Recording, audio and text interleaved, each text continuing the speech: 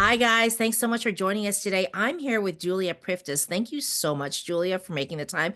I know you're overseas, and with the time change and with young children, this can be a little challenging. So, thank you. Julia is the owner and CEO of Blossoming Families, and she is a Navy spouse. So, to get us started, Julia, I'm hoping you'll share a little bit about your military spouse career journey. Yes, so I have worn multiple hats. So right after college, I became a preschool teacher, surprisingly, awful at it. And somehow I applied for a random job and it brought me into teaching parenting techniques and being an advocate for at-risk moms. So this is really where I started learning about parenting attachment, communication, how to set boundaries, which then eventually brought me into being within the court system.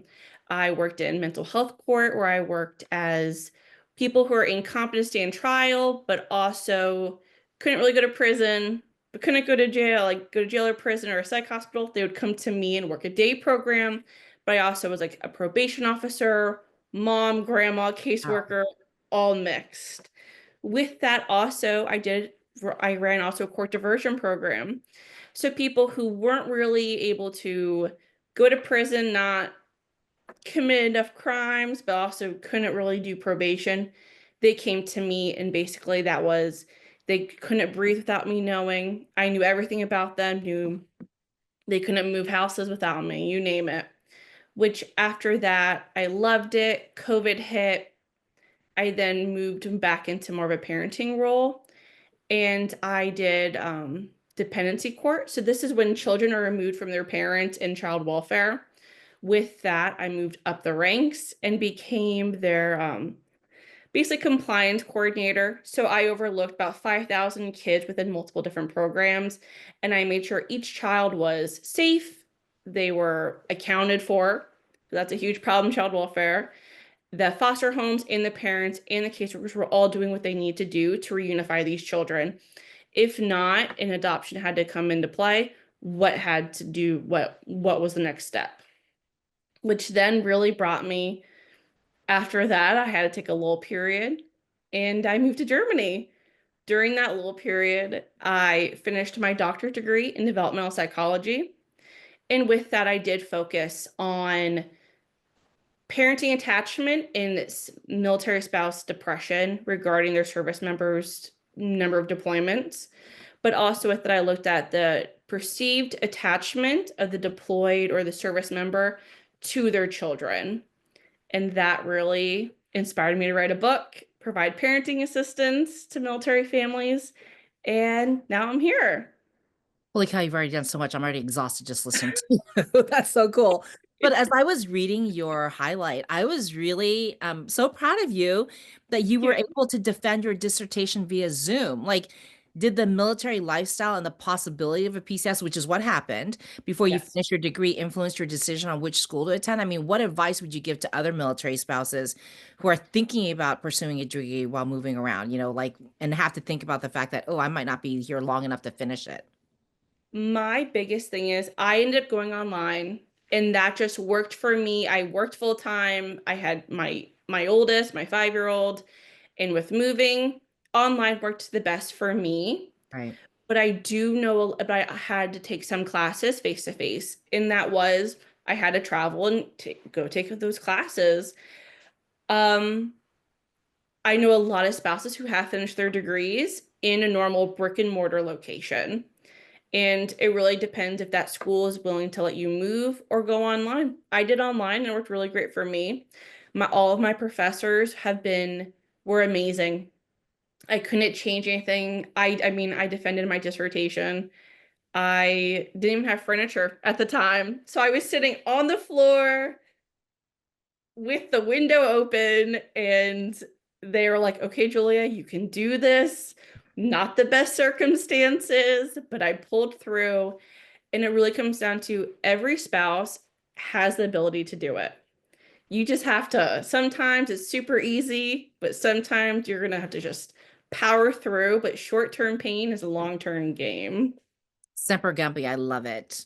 Yeah. No, and I love that advice. Like you just have to know up front then. That's really good advice because you're saying that you have to know up front what the school will bear. Like you need to know if they are more flexible or if they're very rigid and that no, you have to be in the brick and mortar facility, et cetera. No, that's really great. So just know what you're working with up front. So this is something I was really curious about because understanding your background and like everything you've done, all the hats you've worn, does your career field of choice being like marriage and family therapy, does it make it easier for you to thrive in the military lifestyle? Because like one of the biggest challenges I think of the military lifestyle is communication and expectation management, right? So I Yeah. wondered if your career choice makes it a little bit easier for you, like if you're a ringer.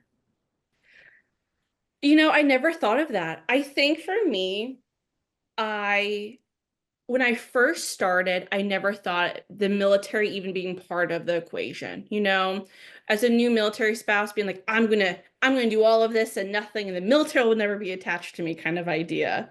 Right. And all of a sudden just started slowly transforming for me. And then my main goal originally across no matter what was I want to make a difference in one person's day. Every day, one person's day has to be better. And with that goal in mind, all of a sudden I'm in a room with military spouses. Our husbands were coming back from a COVID deployment, and they're struggling to reconnect with their spouses. Their kids are having difficulty, they're having difficulty. And then I'm just all of a sudden talking to like 20 women about how to make those connections and build those bridges, how to talk to their kids about, okay, this is what's happening. This is COVID. This is what's happening with school, that or your parent is gone, and how to bridge that. And then all of a sudden I caught myself talking to a bunch of people and then being like, okay, what do we do next? And that was really the pivotal moment was I have the knowledge, I have the tools. How can I make spouses better? Because retention is awful in the military. And I noticed that happier families, more successful family at home, the service member is doing better. So my main goal was, because see, with my own husband, if we're doing good at home, he does better at work. Yeah, one less thing for him to worry about. Yes. So my whole goal was, how can I make that spouse better? Because even their worst day is still the best at that moment. And it was being that reminder where it's right now it sucks. It sucks, but it will get better. What was good about today? You got up, maybe you brushed your teeth, maybe you changed your underwear, but you got out of bed to go to the bathroom.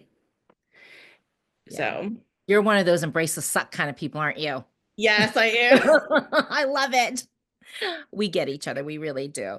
So I want to go back a little ways because like as I'm thinking about the answer that you gave about, how to find a school that works for you, I also want to know, do you have tips for other military spouses on how to find school? Yes, but also a degree program that's compatible with moving around? Yes, so a lot of degrees as you go higher, if you're at your bachelor's, hands down, get a good general degree, do the psychology, do the education. Someone will always need you, but also you can move further in your master's or doctorate program, right? But the biggest thing is do your research and do what you enjoy, Yeah. and I don't want to say like your job's your hobby, right? But it does feel a lot better when you're doing it all day and you enjoy what you're doing. Even if the military wasn't a whole thing, I never wanted a job that made a lot of money. If I don't make $100, if I don't make a dollar, that's fine. But as long as it makes someone's day better, it works. I have friends who are spouses who make oodles of money, and it just comes down to do what you enjoy doing. So like take maybe take the personality test and everything and see what's, the strong and just see what's important to you, what your values are and everything. That makes total sense. There's no right answer for everybody, but yeah, I love that. Like go into it smartly, like do the research. I think at the end of the day, that's the big thing is don't just go into it blindly like, oh, this fits a square and I can finish this program. Do I like that program? No, but I can finish it. You're saying Exactly. do something you love. Yeah, because it's you only live once, right? And it's Don't live your life doing something that you regret every day. Like, don't do it. Like, do something you enjoy or start something that you want to do. But my biggest thing is also, I mean, when I was an undergrad, I went through, oh my gosh, like four majors. I did PE, I did special ed, and it was my senior year. My parents were like, "You have to graduate after your 4 years, Julia." Yeah, we're not paying for that fifth year. Yes, and psychology was the easiest degree to get. I know it sounds so bad. It was the easiest and quickest degree, and I was like, "Okay, I'll do it." And I did it, and all of a sudden classes were easier. I did better in school, and it just clicked and eventually will click. No matter how many things you have to go through, you'll That find it. is hilarious that you said that because I had the same experience where my parents wanted me to go for business. So I went to school for business, for hotel restaurant management. Like they really wanted me to do that. And I struggled to like get C's in some of my classes because they were so difficult for me. But then I changed my major without telling them to international relations. I did And the same thing. I was like, I could not get a B to save my life. It was all A's because the classes got easier because I was really interested. It was something I really loved. And I went and got my master's in the same thing. And like my husband was in the military. So did I use that degree? I didn't pursue international relations, but yes, I use that degree because you learn the processes, you learn how to study, you learn how to research. And so I don't think any education is a waste. But I thought that's really interesting you said that because I had the same experience. I'm like struggling to get C's, and then I couldn't even get a B to save my left after I changed my major or something I was really interested in. That it was me. I was like, oh my gosh, this is so hard. And I Yeah. changed, and all of a sudden it was boom, boom, boom, boom, boom. Like, why didn't I just start with this if I just did this randomly? So, Well, yeah, some of us have to do things the hard way. That's just the way it is. we have to do it hard for so everyone else can have it easier. There you go. And so I think, like in closing, I just want to ask you because I know that you are overseas. You just told us all you're in Germany, and I think one of the challenges with being overseas, it was a different situation like when we were overseas because there were no opportunities. Like there was no hybrid, remote, or but for you guys, like today's spouse, you have all the options available to you, or certainly more options. How do you balance like the desire to maintain your career or maintaining a career overseas with being overseas and wanting to like do all the things? For me, I felt like coming over here originally, I thought I was digging my own grave. I was like, oh my gosh, I'm giving up my job, my house, my friends, my life to come overseas. I'm gonna have to start scratch In a small town. in a small, yeah, I was sitting here being like, oh my gosh, what am I doing? I should not do this. And it literally was my mom. And she was just like, Julia, it is what it is. What do you want to do or thought you wanted to do with your life, with your career, but if you're back in the States, you couldn't do it. And she kind of gave me the way to be like, I'm going to start my own LLC. I'm going to write my first book because nothing is holding me back. I am holding myself back. And that was like the biggest catapult for me was if I couldn't do what I wanted here in Germany, I was going to make a place for myself. You know, I was going to pave the way for myself to have that ability to follow what I want to do in a place where I have no choice. And it really comes back to like the idea that military kids are dandelions. They grow wherever they're planted. And I really took that and I was like, I can grow where I'm planted. I'm in the middle of nowhere, Germany. No one speaks English. I have nobody. I'm going to write a book for someone else. So if someone else is in my spot, they feel successful. They feel good about themselves. They can communicate better with their spouse.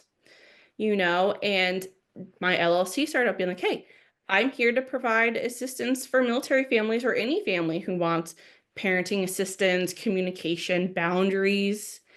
And that gave me the ability to grow, to follow a goal that I wanted, like a fever dream. I was finally able to follow my fever dreams. I love that. And you're not losing time. So then when No. you go back to the States and you're able to jump back into your career, then you have career broadening experiences that you can show on your resume that, hey, yeah, I took some time off of my career path, but this is what I did in the meantime. I love that. That's perfect. So a Exactly. little pivot. So how long did that take? Like how long was a pity party phase to the pivot?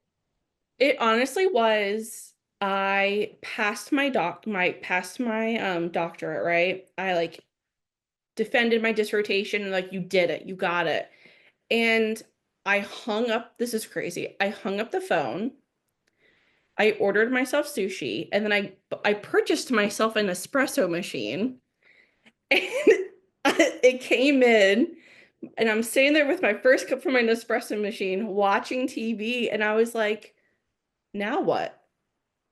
What do I do now? And I was heavily pregnant at the time. My oldest was in school and I'm like, what do I do now with myself?